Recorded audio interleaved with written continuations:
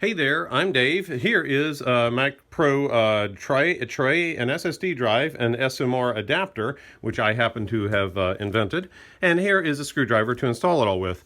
The tray comes with 3 small screws. Those are used to attach the SSD drive to the tray. 2 large screws, which are used to attach the sled to the Apple Pro tray.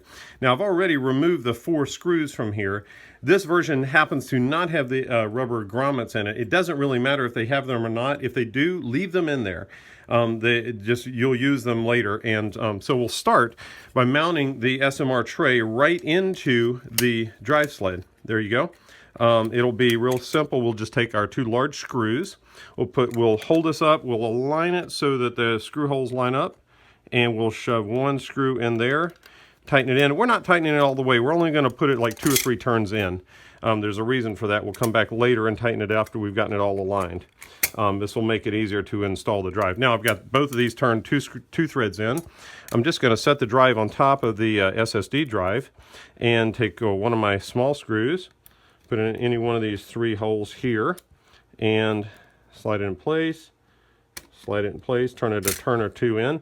I'm not tightening any of these up. I'm just barely installing them. So, but once I've got the 3rd one in, now I'll go back and install all 3 of them, tighten them all up until they're nice and snug.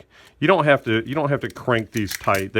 This whole assembly does not have any stress on it, so you don't need to crank them very tight at all. It's just enough to actually hold it in place so that it goes into the machine properly. Now, it's all in and tight.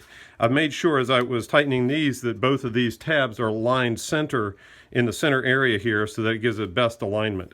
Now that it's all in and straight, you can see if these were installed improperly, you would see this drive a little bit crooked one way or the other, but you'll see it's nice and straight. It's ready to go. Just slide it into your Mac and you're all set.